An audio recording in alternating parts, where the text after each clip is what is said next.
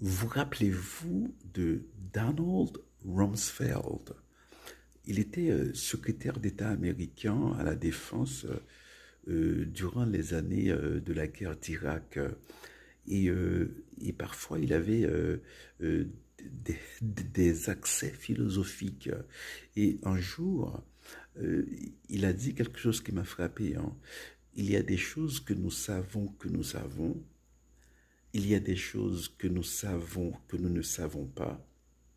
Et il y a des choses que nous ne savons pas que nous ne savons pas. Par exemple, il y a des choses que nous savons que nous ne savons pas. Par exemple, nous ne savons pas si l'âme est indépendante du corps. Nous ne le savons pas encore. Voilà, c'est certain. Il y a des choses que nous ne savons pas que nous ne savons pas. Par exemple, au XVIIe siècle, les hommes ne savaient pas qu'ils ne savaient pas qu'il existait des bactéries, quoi. Voilà. C'est pourquoi les gens ne se lavaient pas les mains, voilà, etc. Bon. Il y a des choses que nous savons que nous savons.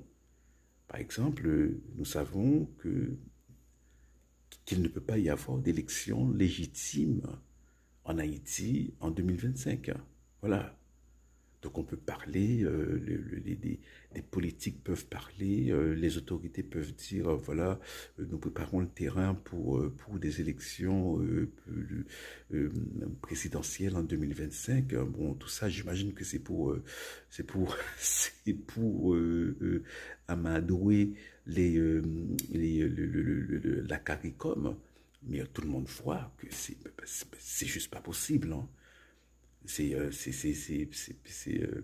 Bon, voilà, bon, nul besoin dégrainer les raisons pour lesquelles de telles élections non seulement ne semblent pas être possibles physiquement, mais seraient contestées et seraient illégitimes, seraient considérées comme illégitimes. Bon, voilà. Donc, un enfant de 7 ans peut facilement voir que c'est pas possible. Voilà. Donc j'imagine que même ceux qui le disent, hein, le disent, eh bien c'est pour essayer voilà de